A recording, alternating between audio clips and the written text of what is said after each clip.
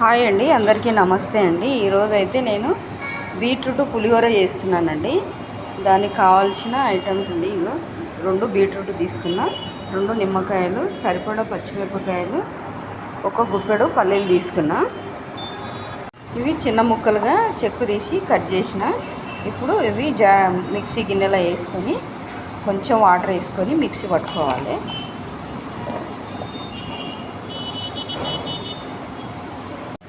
పులిహోరకి తాలింపు పెట్టానండి. ఎండుమిరపకాయలు, జీలకర్ర, ఆవాలు, పచ్చిమిరపకాయలు, ఎండుమిరపకాయలు, పచ్చెనపప్పు, మినపప్పు వేసి తాలింపు పెట్టాను.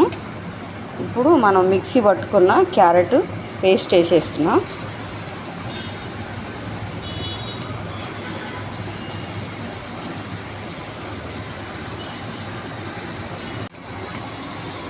ఇప్పుడు సరిపడా ఉప్పు వేస్తున్నా.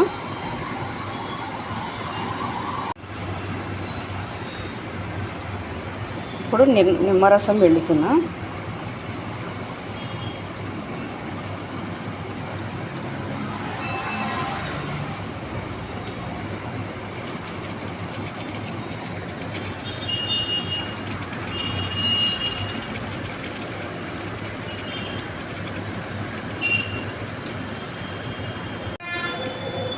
ఇది బాగా పచ్చి వాసన పోయేదాకా సిమ్లో పెట్టుకొని ఉడికించుకోవాలి బాగా.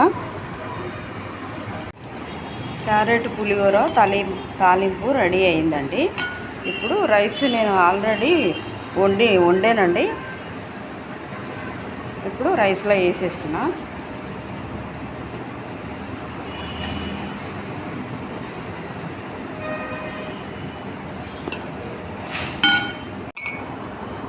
బీట్రూట్ పులిహోర రెడీ అండి. చూడండి, పులిహోర బాగా వచ్చింది. ఇది అప్పుడప్పుడు చేసుకొని తింటే మన హెల్త్కి కూడా మంచిది. మీరు కూడా నచ్చితే మీరు కూడా ట్రై చేయండి, లైక్ చేయండి, షేర్ చేయండి. Thank you.